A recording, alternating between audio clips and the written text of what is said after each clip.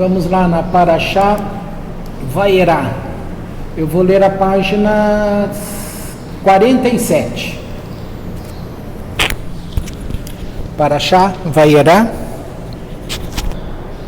Eu vou ler na página 47, Torá azul, Torá de capa azul.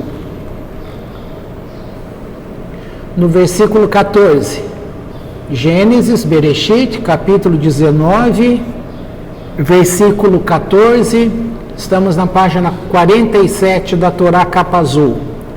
Diz assim: E saiu Lot e falou aos seus genros e aos seus noivos. Não é noivos os genros, as duas filhas que ele tinha estavam na cidade, elas tinham noivos, por isso ele chamou os genros, que tomaram suas filhas e disse: Levantai-vos, saí deste lugar, pois destruirá o Eterno a cidade. E foi como zombaria aos olhos de seus genros.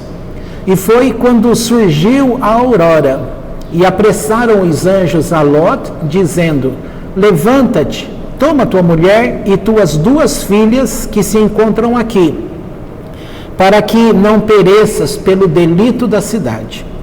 E se atrasava, e puxaram os homens pela sua mão, e pela mão de sua mulher, e pela mão de suas duas filhas, por causa da misericórdia que o Eterno tinha por ele, e tiraram-no e o deixaram fora da cidade. E foi ao fazê-los sair fora, que disse-lhe o anjo: Escapa por tua alma, não olhes para trás de ti, e não pares em toda a planície, para o monte escapa, para que não sejas morto.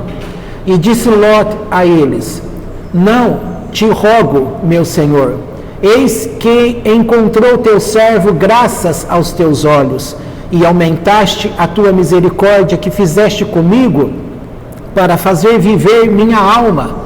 E eu não poderei escapar ao teu monte, e quiçá me alcance o mal e morra. Eis que esta cidade está perto para fugir até lá, e ela é pequena. Escaparei, rogo, para lá. De certo, pequena, de poucos pecados, ela é, e viverá minha alma. Por aqui está bom. Olha a nota de rodapé, que começa aí o verso 14, que está escrito: Destruirá o Eterno a cidade. E diz assim: As descobertas arqueológicas dos últimos tempos provaram que houve a destruição completa das cidades de Sodoma e Gomorra, situadas no mesmo lugar, indicado neste capítulo por um forte cataclismo. Os resultados das recentes escavações feitas por arqueólogos israelenses ao norte do Mar Morto confirmaram mais uma vez a veracidade dos dados bíblicos. O versículo 17, disse-lhes o anjo, a nota de rodapé nota-se que a Escritura Sagrada fala sempre de apenas um anjo, quando se trata dos seguintes acontecimentos: da notícia do nascimento do filho de Sara, da destruição de Sodoma e Gomorra e do salvamento de Lot e sua família. A razão é que, segundo a Cabalá, um só anjo não pode cumprir duas missões. O comentário Escapa por tua alma declara: contente-se em salvar sua vida e esqueça os bens materiais. Outro comentário: não olhes para trás de ti. Na verdade, Lot merecia morrer junto com todos os sodomitas, pois era tão maldoso quanto eles. O mérito de seu parentesco com Avraham foi o que o salvou. Portanto, Lot não tinha direito de assistir à destruição de outros seres humanos como se fosse melhor que eles. Quiçá me alcance o mal. O Midrash deixa bastante claro porque Lot não quis ir para o monte juntar-se a Avraham entre os malfeitores de Sodoma. Ele se destacava porque não era tão malvado quanto eles, e achava que Deus se apiedara dele por esse motivo, e não pelo mérito de Avraham. Mas se voltasse a viver junto a Abraão, ficaria patente o quanto seu comportamento deixava a desejar. O Midrash lembra que Lot teria no futuro 2 preciosos méritos, na forma de 2 descendentes, Ruth, a Moabita, avó do rei David, e Naamá, a Amonita, uma das esposas do rei Salomão, o que pode ter beneficiado sua salvação. Bom, com estes comentários e mais a leitura que a gente viu quando o anjo chega ao local para poder efetuar a libertação dele e também praticar a destruição, vamos lembrar uma coisa. Deus tem um padrão de comportamento, que é o quê? Observar a medida. Então, veja só, o que aconteceu com essa cidade? Eles tinham um nível de maldade e eles foram se especializando naquela maldade. E com isso vai enchendo, vai passando o tempo, vai enchendo, até que chega a época em que Deus declara, pronto, chegou no limite, chegou naquela medida que agora não dá para passar daqui mais. Se eles tiveram tempo suficiente, agora é hora de destruição. Isso aconteceu, sempre acontece, na verdade. Aconteceu e ainda acontece, tá? O eterno Deus, ele olha, seja para povos, seja para você, e ele vai observar os preceitos do teu coração, como que você comporta. A gente tem uma ideia errada desse padrão de Deus atuar. Sabe por quê? Porque acho que semana passada eu ainda falei um pouquinho sobre isso, a questão do medo. As pessoas têm medo, e esse medo que foi apregoado fez com que cada pessoa sentisse e fizesse um juízo de quem é Deus. Esse juízo de quem é Deus, o que ocupou em primeiro lugar na mente das pessoas aqui nesta terra, é que Deus é um juiz. Ok, aí tudo bem, Deus é juiz. Mas as pessoas ficaram com esse lado do juízo de Deus. E eles raramente vão lembrar de que Deus também estabeleceu o mundo com só juízo? Não, mas também com o atributo da misericórdia. Só que, o que ficou mais presente naquilo que a gente costuma enxergar? Ficou o medo. E a igreja que vem apregoando, ela vem apregoando o Salvador, ela vem apregoando, falando sobre o inferno. O ensino cristão, ele ganhou uma popularidade muito grande. Então, a figura de Satanás, Satã, ficou muito forte naquele que está ganhando eleitos, que ele está juntando pessoas como se fizesse a concorrência entre as duas medidas, entre Deus e entre ele. E o que acontece é que o comportamento das pessoas nesta terra e dentro das diversas religiões, eles adquiriram, na verdade, um medo. É como se colocasse um véu, o olho da pessoa fica igual quando a gente está lá no banho e o vapor vai embaçando aquele vidro, você enxerga o outro lado, mas vê tudo embaçado. E aí ficou que as pessoas olham para Deus de forma embaçada e não de forma limpa, porque a primeira coisa que a gente deve adquirir com Deus é a piedade dele, a misericórdia dele, o amor dele. Mas não é isso que acontece. Se você parar e pensar, vamos dar um exemplo bem simples que é corriqueiro. Você está andando com seu carro, seja você homem, seja você mulher. De repente você percebe que a direção começou a ficar dura, parou, o que você suspeita? Um pneu furou.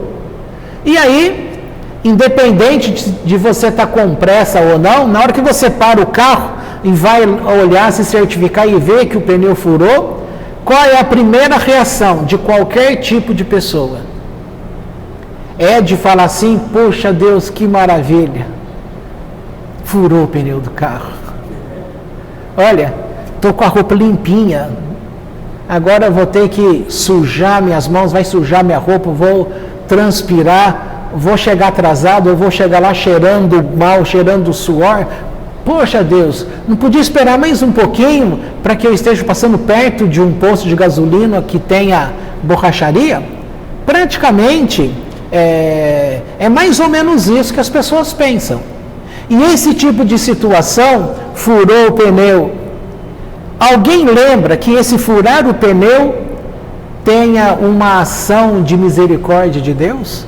Aí vai falar assim, mas aonde está a misericórdia de Deus aqui? Misericórdia de Deus fazer atrasar, misericórdia de Deus de fazer eu ter força. E se é uma mulher que vai falar assim, e agora? Muitas vão fazer o quê? Chamar o seguro, porque elas não têm força para poder tirar aquele parafuso da roda. Às vezes, para a gente que é homem, às vezes o negócio está emperrado lá, se a gente não tem um pedaço de ferro grande para colocar na chave lá e facilitar, a gente tem que subir, não é? Sobe em cima da chave, e se aquela chave escapa, bate na canela, você imagina a confusão. E quem é que lembra de pensar assim, se eu não fico parado aqui pelo pneu, eu poderia sofrer um grande acidente ali na frente.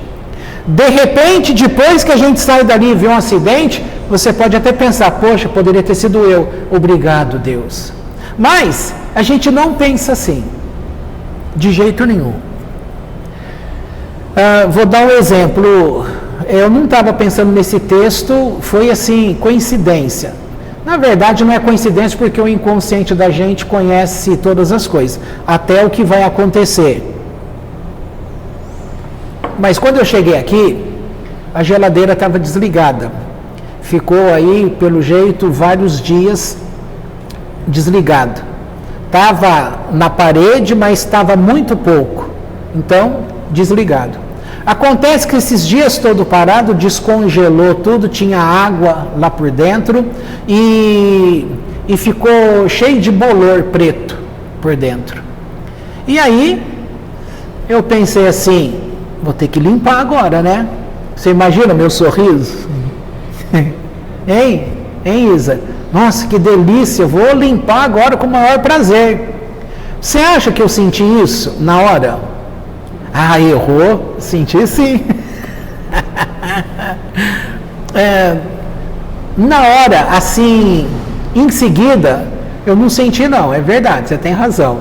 Falei, poxa, eu vou ter que... Eu ia fazer o café, deixei de lado, nem liguei nada lá, peguei a bucha e comecei a limpar. E aí eu percebi que, vamos chamar de irritado, eu não estava irritado, mas é mais fácil falar irritado, que todo mundo conhece esse sentimento. Na hora que eu estava limpando, eu mudei o meu comportamento. Então veja, nós temos escolhas. E qualquer coisa que aconteça, você não tem de ser governado por aquilo que aconteceu. Você tem que fazer a tua escolha. E na hora que eu estava ali limpando, aí eu comecei a falar assim, eu nem lembro a palavra que eu disse, mas o sentido foi assim, que bom que aconteceu isso, porque com isso, agora eu tenho a oportunidade de lavar essa geladeira por dentro, porque ela já estava precisando, e talvez se não acontecesse isso, eu não iria limpar no dia de hoje, eu ia embora depois, entendeu? Mas como aconteceu isso, eu realizei um serviço que já era para ter realizado. Então eu peguei, limpei, e depois que eu limpei tudo, se você abrir e olhar, você vai ver assim, poxa, está limpinho, causa prazer. Então eu consegui trocar o aborrecimento por prazer. Mas é automático? Não, você tem que exercer a tua escolha. Mas a gente só exerce a escolha quando você parte de um ponto onde você vai chegar numa coisa boa. Porque se você pensar assim, alguém esbarrou aqui e deixou essa tomada balançando, ou alguém veio aqui e desligou, ou você vai pensar um monte de coisa, só coisa ruim. E aí você vai ver o resultado como consequência de uma atitude que você chamou de ruim. E essa consequência trouxe uma consequência para você. talvez eu vou ter que me sujar aqui, vou fazer isso, vou me cansar, um monte de coisa. Então, é que nem um dominó. Na hora que você bater a primeira peça, vai tudo, vai desencadear. Agora, se você olha e para esse comportamento, você parou aquela energia que iria trazer para você consequências que você nem sabe onde ia parar isso. Uma coisa pequena poderia surtir grandes coisas mais ali na frente. Ainda nesse dia, estou falando. E veja só, tudo que acontece, nós somos educados para dar graças a Deus a tudo que acontece, mas nós não temos tido a prática constante dessas coisas. Você pode ver isso uma vez ou outra, mas o comportamento, você tem que educar a tua pessoa. E educar a tua pessoa, você pensa assim, não é função. Você dá uma olhada lá para ver se a Zélia vai querer usar a garagem ou sair com o carro? Aí você pergunta se ela quer que você tire. Então, gente, nós somos educados a pensar, mas a gente parte de um ponto ruim. Então, a questão que eu estou dizendo é que quando a gente pensa em alguma coisa, a gente pensa pelo mal. Não era nada, não? A gente pensa pelo mal. E será que essa questão que traz as pessoas ter um sentimento mal nesse sentido, ela pode vir, sabe de onde? Desse ensino religioso que abarca o Brasil todo, ainda que a pessoa não seja um religioso cristão, mas acaba pegando em todas as pessoas essa energia que paira sobre o Brasil. Sempre eles vão falar, se Deus faz isso, você tem que tomar cuidado, senão o diabo está fazendo tal coisa. Então a figura do diabo, nesse sentido, ela acabou crescendo muito e ela vem como um peso sobre as pessoas. E as pessoas começam a servir a Deus não mais por prazer, porque ela não faz escolha. A escolha dela fica no automático. Aí na hora que acontece alguma coisa, ao invés de falar louvado seja Deus, que é uma escolha, ou às vezes ela fala louvado seja Deus, mas vai perceber que o interior dela não virou a chave ainda. Agora, a ação, a atitude de escolha, ela sempre será nossa e tem de ser nossa. É a gente que tem que se obrigar nesses acontecimentos, a gente fazer a escolha de mudar a chave, porque senão você vai tomar atitude baseado nessa energia negativa que paira sobre o nosso país, para não falar sobre o mundo. Que energia é essa? A energia que vem deste ser, Satã, como teu adversário. Mas o que ele vai fazer? Ele traz essa mensagem de que você tem medo. E se você tem medo, você sempre vai... Quando você falar, eu tenho medo, você vai falar, eu tenho medo de que vai acontecer uma coisa boa com você? Não, você tem medo de alguma coisa ruim, você tem medo de ficar gripado, tem medo da vacina de Covid, tem medo de pegar Covid, tem medo de ter uma doença, tem medo de fazer isso, tem medo de fazer aquilo. Então, o medo está relacionado com a parte ruim. E sem perceber, as pessoas, a primeira coisa que acontece com ela é o comportamento de medo. Por que comportamento de medo? Porque no final das contas, se você não faz alguma coisa para Deus, um comportamento para Deus, qual é o teu medo? De ir para o inferno, que é popularizado. Você nem pensa se esse inferno existe ou não existe. Você não pensa que eles estejam errados e que a Torá do Eterno fala diferente ou ensina diferente. Acontece que as pessoas, elas sofrem uma influência, ainda que ela seja ateia. Ela pode não acreditar nem em Deus, mas ainda tem alguém que fala assim, na hora que você estiver dentro de um avião e descobrir que o avião acabou o combustível, que ele vai cair, se tem um ateu lá dentro, eles dizem assim, acabou o ateísmo dele. Porque naquele momento que você vai enfrentar a morte, todo mundo pensa em Deus. Tá? Será que vocês entenderam o que eu quis dizer? Eu quis dizer que desde um primeiro comportamento que nós temos para com Deus, a primeira coisa que começa pelo medo. Mas isso está errado, sabe por quê?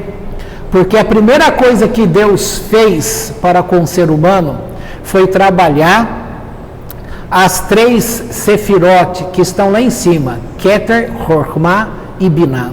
E elas estão relacionadas com o intelecto. E depois, as outras 7 sefirot restantes, elas estão relacionadas, aí sim, com a nossa parte emocional. Tá? Portanto, a parte do intelectual, tá? Ela tem que dominar as emoções. E aqui eu te dei um exemplo. Quando acontece alguma coisa, você tem que pensar sobre aquele momento. E aí você vai tomar a tua decisão. Aí, com isso, você vai impedir que a tua emoção domine o teu pensamento. Vai inverter. E não é para inverter. Primeiro vem aquilo que você recebe intelectualmente na alma, que é a capacidade de julgar e entender.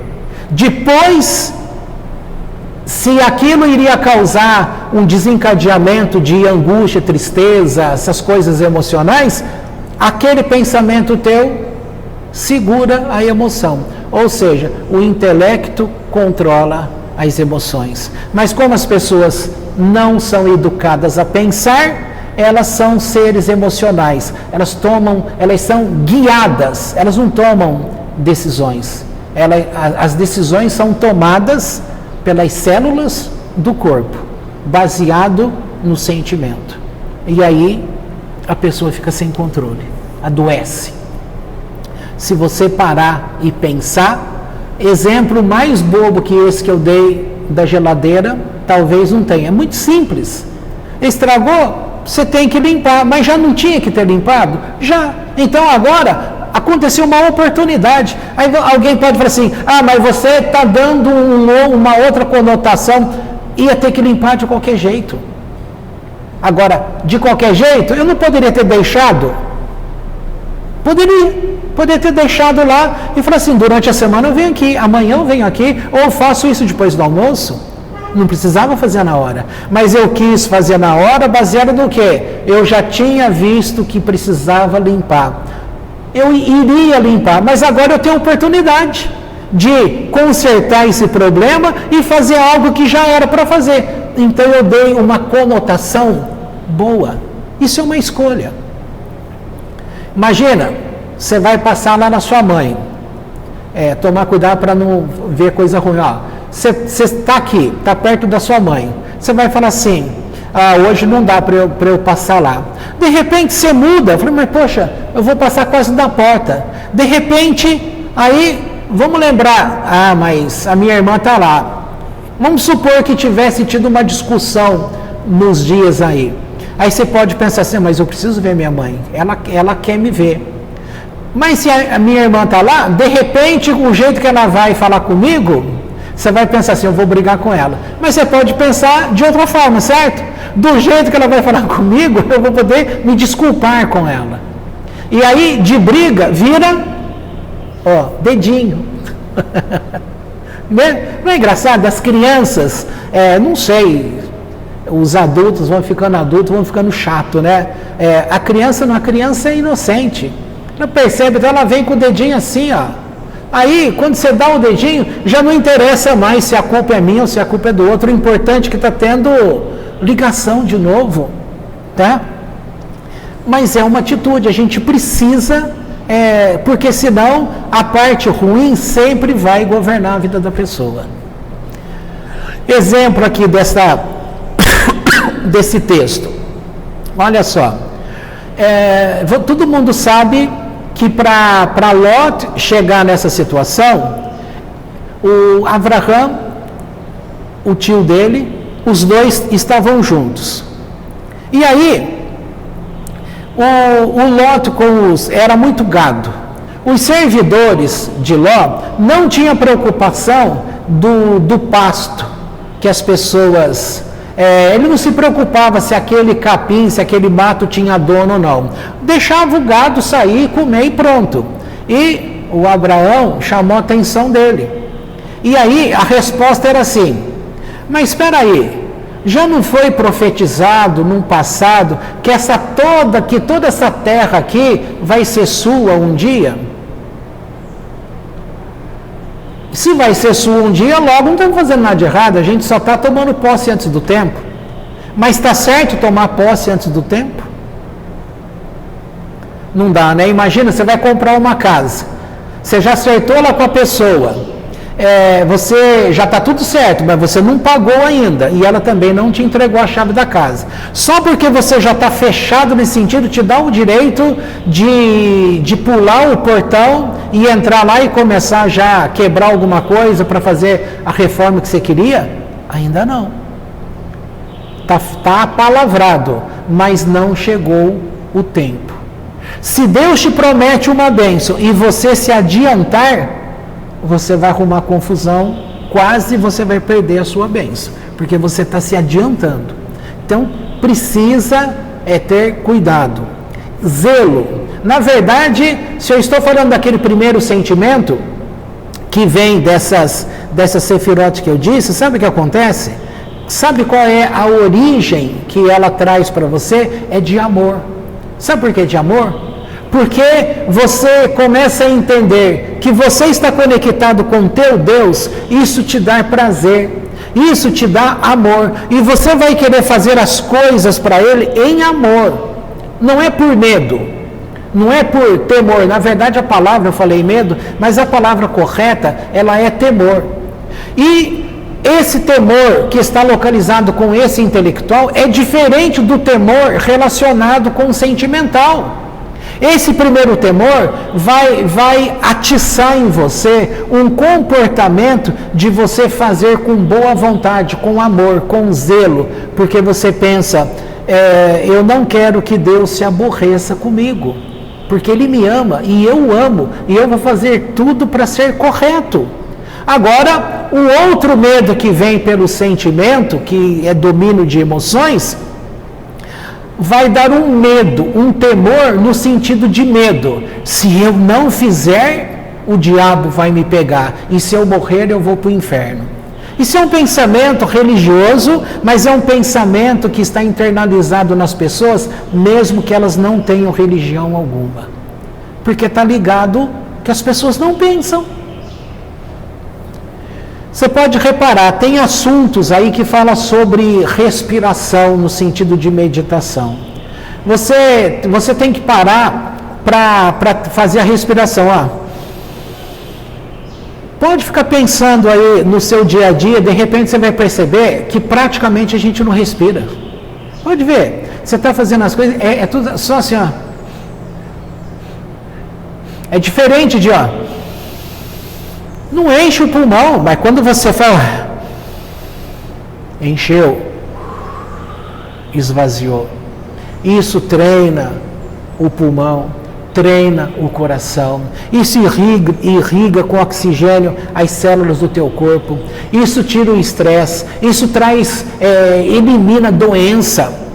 As pessoas querem tomar chá, quer fazer isso, quer fazer aquilo, tal. Se eu não usasse apenas a prática da respiração, ela já evita um monte de doença. Mas ninguém respira. Respira porque está todo mundo vivo. Mas respira muito, praticamente não, é muito pouquinho. Entendeu? Bom, mas vamos voltar aqui. Aí o que aconteceu? O Lot, ele não chamou a atenção daqueles pastores. E aí, o Avraham, para não ter problema, para não dar briga, ou para não deixar o negócio chegar num ponto que não vai ter volta mais, ele fala, olha, nós estamos aqui nesse lugar. Olha aqui, eu dou para você o direito de escolha. Escolha para onde você quer ir com os teus homens, com a tua riqueza aí. Se você escolher lá para a direita, eu vou para a esquerda. Se você escolher a esquerda, eu vou para a direita. Escolhe. Aí ele olhou, como ele teve o primeiro a escolher, ele pegou a aparência de melhor. Só que essa aparência de melhor dava lá para os lados de Sodoma e Gomorra. Na verdade, ali é um conjunto de 5 cidades. Quando fala Sodoma, não é uma cidade, é o conjunto, é a região metropolitana. Você vê aqui, ó, Campinas é a cidade maior, mas você tem aí Sumaré, Hortolândia, você tem Souza, você tem... Então, aqui é o sentido de metropolitano, tá? É regional. E ele vai para aquele lado, entendeu? E ele chega em Sodoma, lá ele, nesse dia que os anjos chegaram, ele tinha ganho o posto de juiz, porque o juiz fica na porta da cidade, e ele viu os anjos, só que havia um comportamento naquela cidade, que eles não queriam, era proibido receber visitante, estrangeiro, não era para chegar ninguém lá, e era proibido fazer bondade. Uma filha dele, não lembro o nome dela, aqui na Torá ou no comentário, Plotit, acho que era isso o nome dela. Ela morreu. E por que morreu? Porque ela era casada, ela percebeu um homem indigente, estava passando fome. O que ela pensou? Eu vou ajudar esse homem. Só que é proibido, eles não deixavam. E aí, o que ela fez? Ela pegava um jarro grande, quando ia buscar água, e ela enchia aquele jarro de comida. E ela dava para aquele homem, achando que ninguém ia ver. Só que descobriram, reuniram, fizeram julgamento. Sabe como que mataram essa mulher? Vocês têm ideia? Já viram aí pela Torá? Passaram mel no corpo dela todinho, tiraram a roupa dela, passaram mel no corpo dela todinho e soltaram as abelhas. E as abelhas foram mordendo até ela morrer. Isso é crueldade. É crueldade de matar desse jeito, é crueldade de não ver a necessidade da pessoa, é crueldade em não deixar a pessoa exercitar a bondade dela. Então, era uma cidade que eles estavam fechados. É isso que chegou lá na medida que fez com que Deus falou: chega. Esse povo não merece viver. Essa cidade tem que ser destruída. Mas aí os anos se passaram e essa palavra de Sodoma ganhou uma outra conotação que chega para nós hoje, que está relacionado com ato sexual homossexual. Sodomia é colocado uma palavra para homossexual, tá? Para te trazer uma imagem. Porque quando aqueles anjos que estavam lá na casa de Ló, eles são chamados para fora, aqueles homens queriam fazer maldade com aqueles anjos.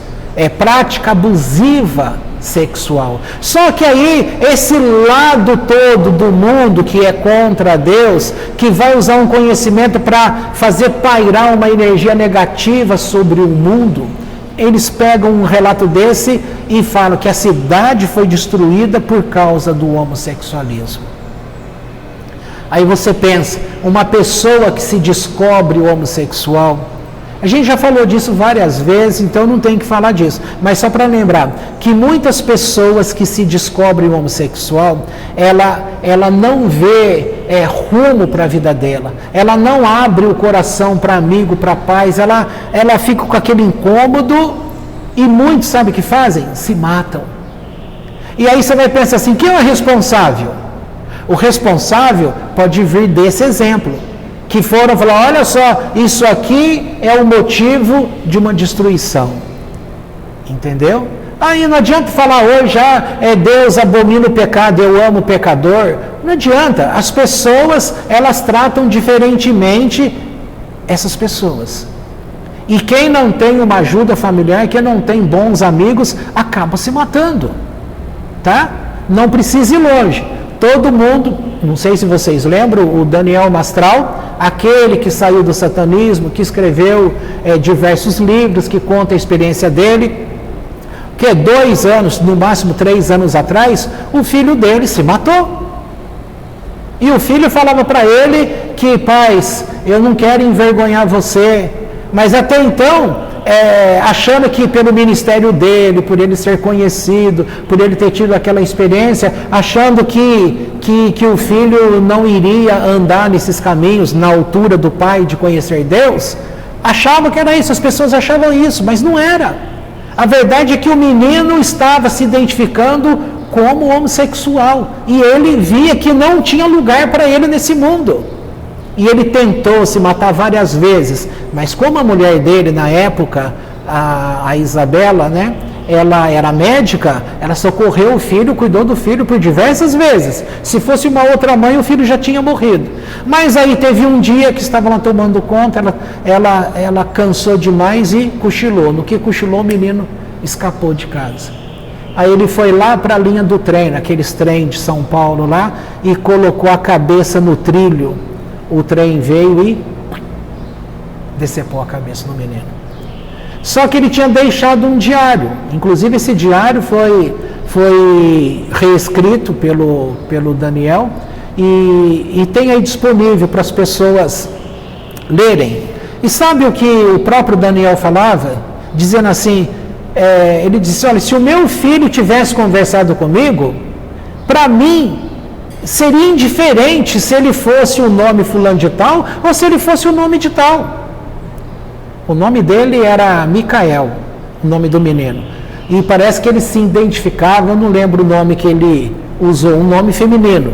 Então o pai falou, olha, se ele fosse o Micael ou se ele fosse o nome que o menino tinha dado, para mim era indiferente, ao seu pai eu amo da mesma forma.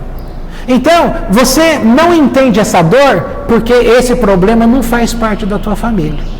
E você não liga para mexer nessas coisas porque ganhou status de religião, agora já é um status judicial, porque se ficar falando sobre isso e aquilo tal, a pessoa vai ser cancelada, a pessoa pode ser presa, né, e vai por aí afora. Mas se você entender do pensamento de Deus, fica diferente.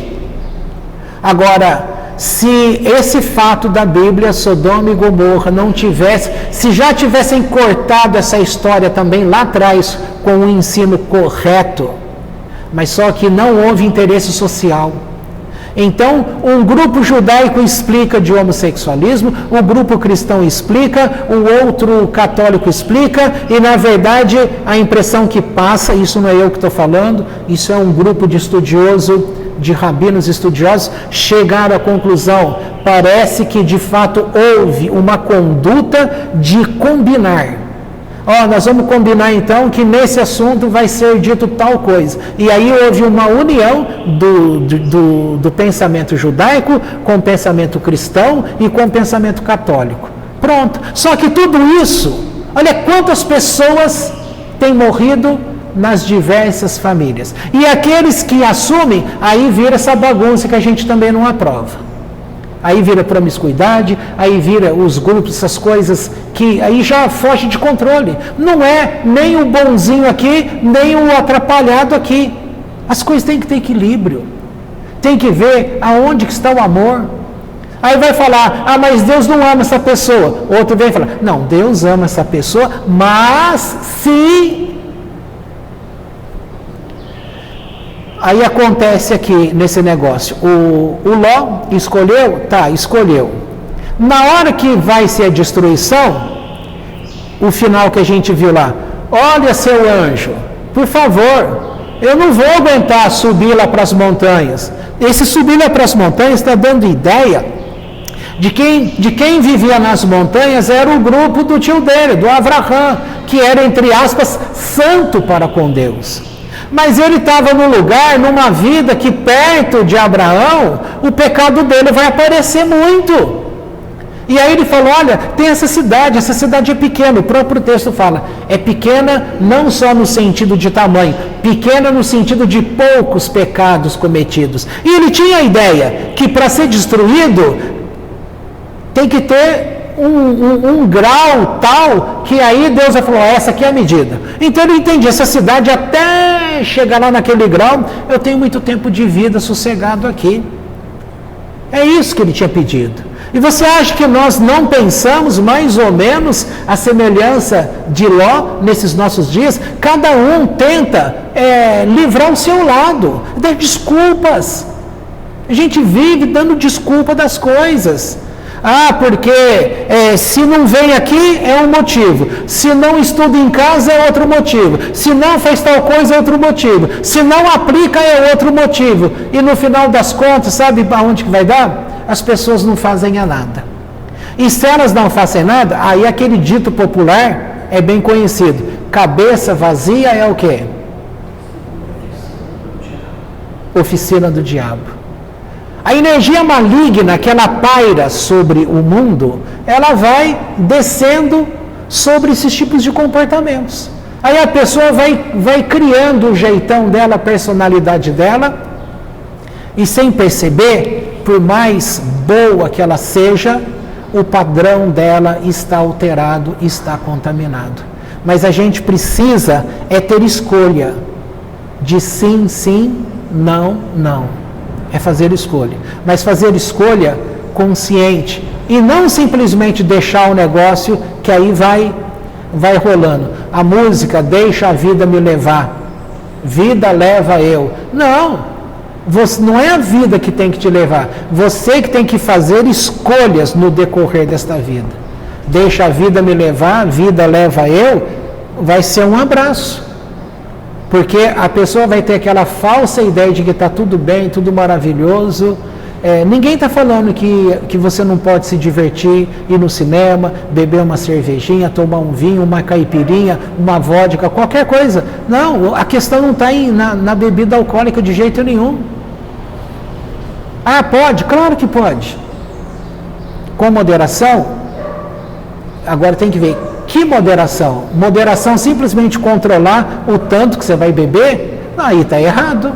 Porque você não tem que ver a moderação se você vai beber pouquinho ou muito. Aonde que tem que entrar essa moderação? No teu ser espiritual.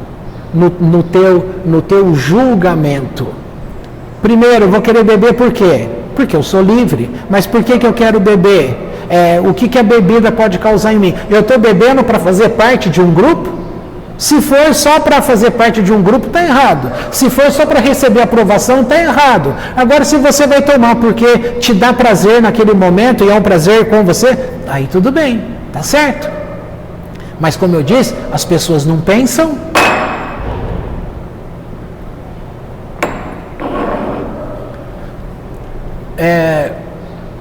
Você não está aqui para satisfazer o outro. Só que tem um monte de gente do teu lado que acha que você tem que satisfazer os desejos dela. Você não está para satisfazer os desejos da tua mulher, nem a mulher para satisfazer os desejos do homem dela, do marido dela. O pai não tem que satisfazer os desejos dos filhos e nem os filhos dos pais. Mas há uma troca de cuidado nessas coisas. Aí sim. Mas aquela obrigação, não, você é o meu pai, você tem que fazer porque é meu pai. Não é desse jeito, não pode ser desse jeito. A pessoa que pensa assim, ela já tá longe da escolha, ela está deturpada. Energeticamente, ela está toda contaminada por dentro. É um ser doente, que precisa reavaliar. E uma pessoa desse jeito, ela vai ser um ponto de atração para quem? Para energias mais negativas, que a gente vai chamar de demônios, encosto, espírito mal, ururote. Estou dando vários nomes para a mesma coisa. Aí a pessoa tem um emocional dela diferente. Aí ela já não tomava decisão por conta própria. Agora o que ela vai tomar como decisão já não é dela mais. Alguém está tomando por ela. Vira uma confusão. Portanto, na hora que Ló fala, então anjo, deixa eu ir para essa cidade, o anjo deixou. Só que engraçado que depois o texto mostra que eles estavam nas montanhas. Eles estavam nas montanhas. E aí, como já tinha tido a decisão, a cidade já tinha sido destruída, a mulher dele acabou morrendo porque ela não respeitou a orientação. As duas filhas, a maior, a mais velha, pensou assim, agora só existe eu, você, minha irmã e o nosso pai. Você imagina ela pensando assim, tá, agora se acabou tudo, como que vai ser? A gente tem que povoar esse mundo. Então vamos dar vinho para o nosso pai, aí nós vamos deitar com o nosso pai, eu numa noite e você na outra noite, e nós vamos gerar filhos, e aí vai povoar de novo. Daqui, fez. E aí, a primeira filha fez isso. Nasceu a criança. Aí ela deu o nome de Moab. O Moab da Bíblia vem daí, povo moabita. A Ruth, a avó de Davi, moabita. Vem daí. E aí, como a gente leu na nota de rodapé, Naamá, que foi lá mulher de Shilomó, ela era do povo da outra descendência, da filha de Ló, Amonita, Amon. Agora, olha só que interessante. Vou dar duas versões aqui. Duas versões para você entender. A primeira, tem um detalhe. A nota de rodapé do comentário da Torá, a Torá Arash, ela fala assim: Deus não colocou na conta nessa situação, Deus não viu como adultério não, como incesto. Agora eu pergunto para vocês, o que é incesto? Alguém fala assim, em primeiro, em segundo, em terceiro, em sexto. Não é isso. O que é o incesto? Relacionamento entre parentes. Relacionamento sexual entre parentes. Aí, para ter controle de incesto, o que criaram também? Não pode, hein? Porque se alguém parente ficar com outro parente e ter um caso, vai nascer uma criança deformada. Aí você acredita que essa é a verdade. Se aprende isso na escola. Aprende isso na escola por causa da parte genética de Mendel. Mas a grande maioria não acontece isso não. Então isso foi um controle para poder colocar medo nas pessoas, um controle, tá? Para que não ocorra esses problemas entre pessoas da família, tá? Aí é dito que Deus não considerou esse ato como incesto. Aí você vai falar assim, nossa, mas como não? Por quê? A atitude, ela tem um padrão de onde vem. E eu disse para você que você tem que aprender a selecionar se vem pelo intelecto ou se vem pelo sentimento, tá? Aqui a menina pensou assim: o mundo está acabando, não tem mais ninguém vivo. Como que só eu, meu pai e a minha irmã vamos sobreviver? Precisa ter outras pessoas, precisa continuar a vida na terra. Está nas nossas mãos. Ela vai pensar, é um mandamento de Deus, procriação. Então ela pensa na atitude que Deus falou para o primeiro casal. Vocês têm...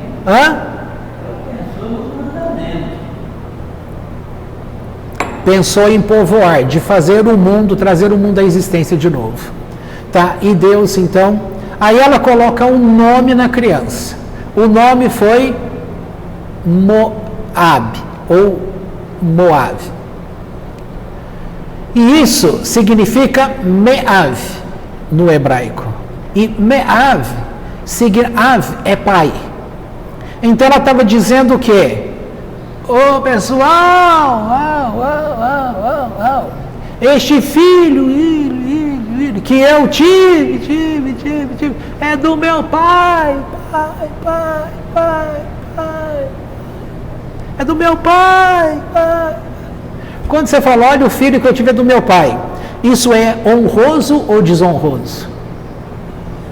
É desonroso, não é? Então, o princípio foi certo, a execução foi errada.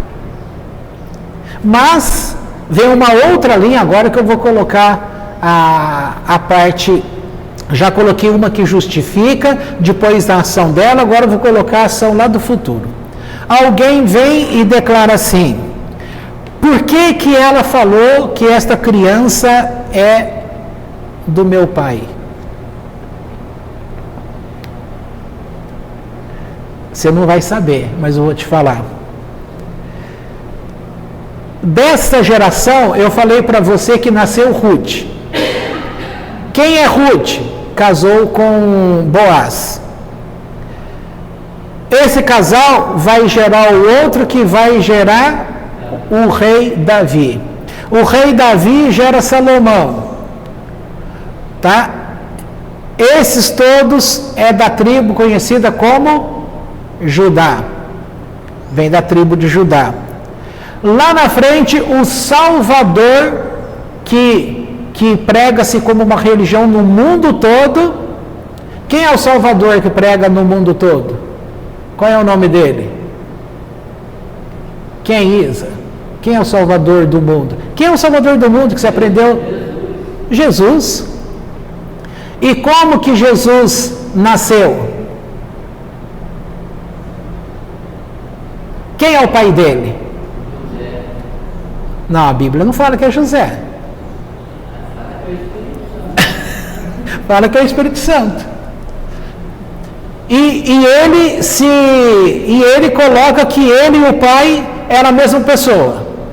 Guardadas as proporções, era a mesma pessoa. Então, o que alega aqui? Que essa moça em Ló falou, olha, essa criança que nasceu é filho do meu pai. Para dizer que toda criança que nasce neste mundo tem que ter um pai físico.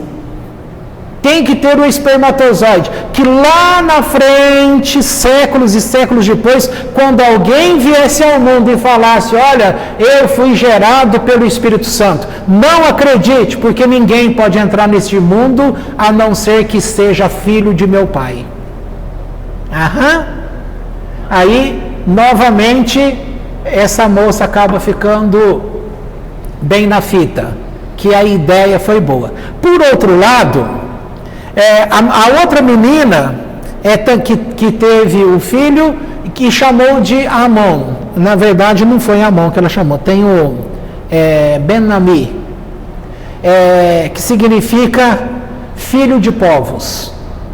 Ou seja, o meu filho é filho de um povo. Tá? Então, que dá origem Moabitas e Amonitas. Na época de Moisés, Deus traz a recompensa pelas atitudes. Para o Moabita, Deus falou, na verdade, a repreensão é assim, deixa eu ver se tem um comentário aqui, eu acho que tem. Vamos ver mais aqui para frente. Aí aqui cita, inclusive, olha aqui, ó, o Midrash lembra que Ló teria no futuro, assim a gente viu, né? Descendentes, Ruth, Moabita, avó do rei Davi. Vamos ver se tem.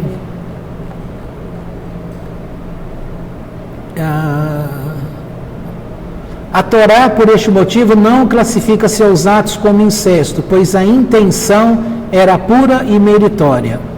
Já Ló não é julgado desta forma, pois na segunda noite sua intenção não era totalmente sincera. Cadê o nome das duas? Talvez seja a próxima nota. Aqui. No versículo 38 do capítulo 19, diz assim, e a menor, também ela, deu à luz um filho e chamou seu nome Ben-Ami. Ele foi o pai dos filhos de Amon até hoje. Vamos ver a nota. Era o verso 37, Moabe. O Talmud nota uma clara diferença entre as irmãs. Acho que era isso aqui mesmo. Enquanto a mais velha dá a seu filho um nome que deixa clara a delicada situação de paternidade da criança, Meav, que é do pai, a menor chama seu filho de Ben-Ami, filho do meu povo, ocultando o fato de ser seu próprio pai o genitor da criança. Segundo Urash, a recompensa, é isso aqui que eu queria, ó.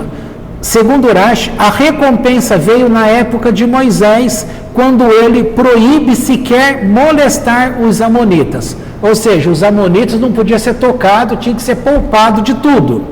Isso está em Deuteronômio, no capítulo 2, no versículo 19. Enquanto que, em relação aos moabitas, a proibição é apenas de não guerrear contra eles.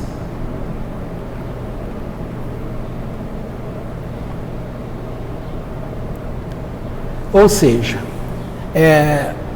essa parte religiosa aí que fica importante, tá? De pegar um acontecimento aqui e lá na frente vai dizer que, olha, o meu pai que me gerou, tá? E aqui para falar, para entrar nessa terra tem que ser nascido de um pai humano. E o Mashiach, o Messias de Israel, a Torá informa que ele vai ser uma pessoa comum. Ele é nascido como uma pessoa qualquer, de papai e de mamãe, ele tem uma tribo para ele ser educado nos preceitos de Deus, tal. Não é miraculoso em hipótese alguma. Na geração do Messias não pode entrar um fato miraculoso.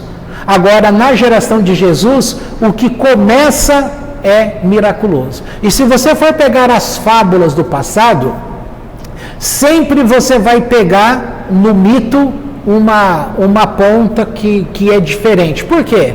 Porque chama a atenção das pessoas, entendeu?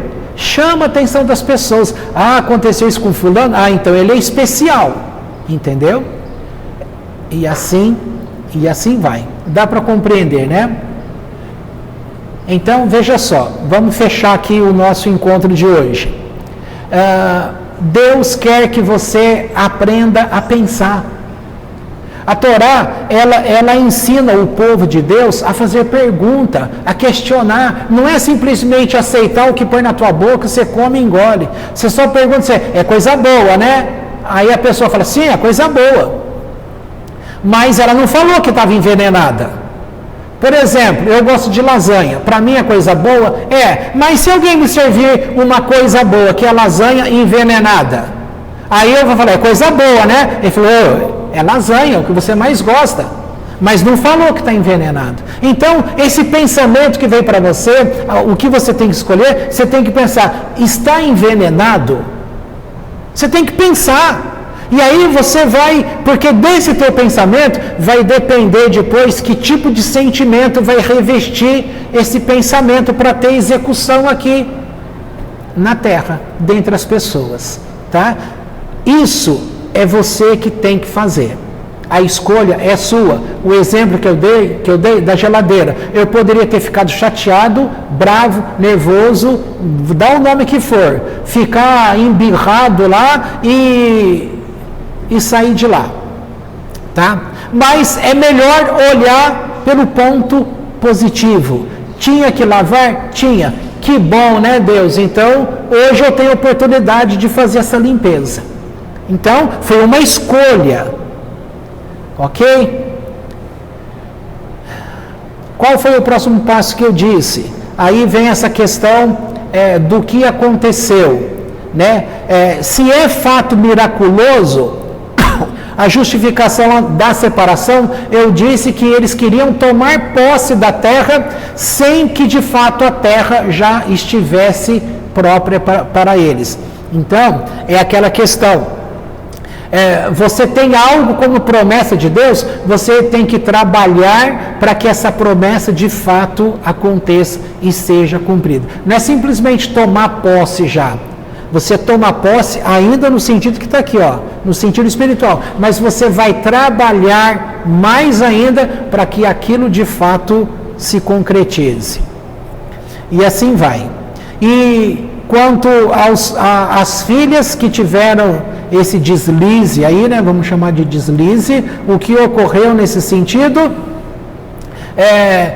Um deles é para apontar que lá na frente era para anunciar ao mundo: olha, toda pessoa que nasce aqui do nosso povo tem que ter um pai, viu? Inclusive esse caso aqui ficou claro, essa criança é filha do meu pai.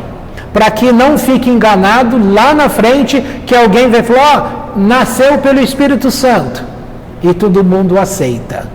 Então, um dos motivos também é esse: o judeu não aceita, porque tem regras, a Torá tem regra. Ah, mas isso aqui é Deus que quis, aí pode. É complicado isso. Se você pode uma coisa e não pode outra, e depois pode de novo, que crença é essa? Que hora pode, hora... E como que você vai saber qual é a hora que pode? Então, ou pode tudo, ou pode nada. Então, para entrar nesse mundo, é só entre homem e mulher. Tem que ter óvulo, tem que ter espermatozoide, os dois têm que se encontrar e tem que passar 9 meses para a criança nascer, sabendo que muitas nascem com 7, mas tem que ter gestação, entendeu? Ok. Não confunda com aquela época que era dito que antigamente a mulher ela não tinha 9 meses, ela engravidava e já nascia a criança. Hein? Sabia disso? Pois é, mas a maldição para Eva lá está escrito o quê? Com dores de parto terás, tá? Passou a ter dores e passou a ter a gestação. Não havia gestação antes. Assim como não tinha doença antes, não se ficava velho antes, tem todos esses detalhes que o Midrash coloca, tá? É uma forma de poder mostrar as coisas para a gente? Sim. Uns vão dizer que um dos erros principais é a gente ver tudo na literalidade, tá? Então podemos encerrar aqui. O que eu quis colocar para você é: aprenda a pensar e faça a escolha, muda teu comportamento. O principal que eu quis dizer é: temor a Deus, ele vem desse intelecto. E o temor a Deus que está relacionado com o sentimento, ele está já por essa informação energética negativa, que faz a pessoa servir a Deus por medo do inferno, por medo do castigo. E eu tenho que servir a Deus por amor, e não por medo do castigo. Tá? Infelizmente as pessoas hoje estão buscando Deus, conectadas com Deus por medo de castigo. O teu trabalho vai ser informar essa pessoa. Não precisa mais ter esse perfil de comportamento. Você vai poder e vai ter que mudar esses conceitos para tirar o teu corpo de debaixo da informação maligna que vem sobre você e causa essas confusões de doenças, confusões na vida da pessoa. Então, trata de pensar: eu amo a Deus porque eu sei quem é Deus. Eu amo porque eu não quero aborrecê-lo. Ele faz o bem. Isso eu sei intelectualmente. Na prática do sentimentalismo vai ocorrer o quê? Epa, deixa eu cuidar aqui de fazer as coisas certinhas para Deus, porque senão o maligno me pega. Então, é um medo do castigo. E não o medo de errar. Tá bom? Se entender isso, vai ser muito importante. Tá bom? Eu vou contar um caso aqui para vocês. Vocês lembram do Giovanni? Quando eu pisei na bola uma vez com o Giovanni em relação à oração e tal, ele ficou 2 semanas sem vir. Eu pensei assim na época: já desistiu, né? Aquele comportamento, tal. Depois, quando ele voltou, eu não tinha levado muito a sério aquelas orações que a gente fazia na época, naquele papelzinho que a gente... Quando chegou no nome dele, eu pulei naquele dia, tá? Veja só, eu não pensei, eu agi com sentimentalismo, que é o errado. E aí, na outra terça, quando ele apareceu, ele já chegou feliz e falando assim: gente, eu nunca estive ausente 2 semanas e tão presente com vocês como foi nessas 2 semanas. Aí a minha cara, porque eu parti do ponto que a pessoa está longe, e ele falou: eu não estava presente, mas eu estava com vocês e nunca estive tão com vocês como nessas 2 semanas. Depois eu fui me retratar com ele pós-reunião, e falei para ele da minha vergonha, o que eu tinha feito, como que eu havia julgado, e ele me deu uma aulinha ali para tranquilizar e disse assim, a relação de uma pessoa com outra pessoa, ela dá certo quando a gente não tem medo de errar. Era isso que ele me falou. Quando você age assim, você não tem medo de errar, porque você chega e fala do teu erro. É muito importante, porque senão a gente fica com medo de tudo. Se eu errar, eu não preciso ter medo de Deus. As pessoas têm medo de Deus porque elas fogem para ocultar o pecado. Mas o salmo que Davi escreve, ele fala, o meu pecado eu não ocultei. Tá certo? E num outro, que é o 32 ou 51, ele vai falar, o meu pecado está continuamente diante de mim. Então, você tem que lidar com as coisas. Tá bom? Podemos encerrar aqui.